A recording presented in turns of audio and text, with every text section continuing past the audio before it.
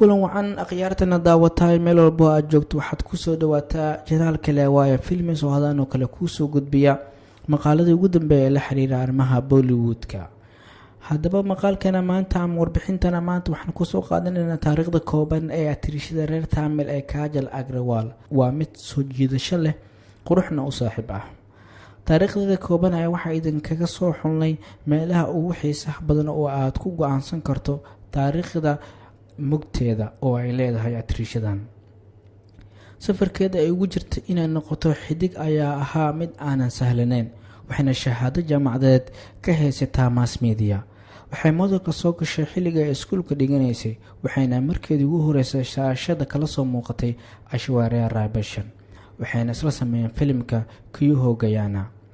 filimkeedii ugu horeeyay ee Tollywood wuxuu ahaa Lakshmi Kalyanam. filmadeedii hore ee Tamil iyo Telugu wuxuu ahaa mid aan guule sida weyn gaarin. si adag ayay u shaqeysay si ay magaceeda sare ugu qaado.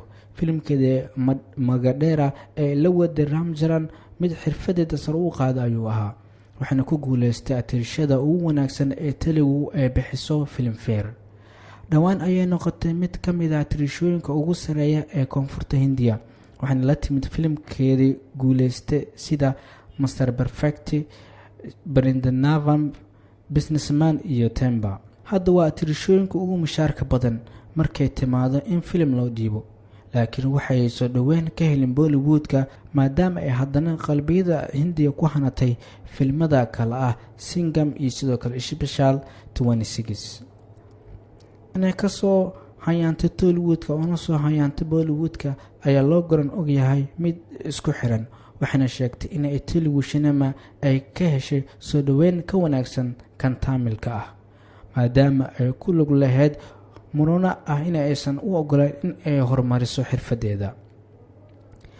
Tamanna Bhatia waa saaxiibteeda ay ku leedahay shirkadda filimada, waxayna labada xidig ee ka heshay ay kala yihiin NTR iyo Vijay, laakiin waxay xidigtan ay ka heshaa sida dhabta ah waa ciyaaryahanka cricket-ka dheele ee Rohit Sharma.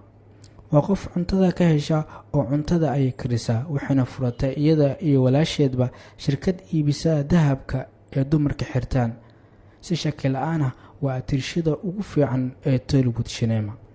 inta aynu kusoo xirina taariikhda kooban ee atirishada quruxda leh ee Kajal Agrawal, caanka ka ah shaleemada Tollywoodka.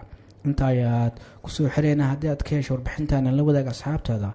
markaad ugu horeysa haddii tahana aad ku cusubtahay janaalkana subscribe inoo saar.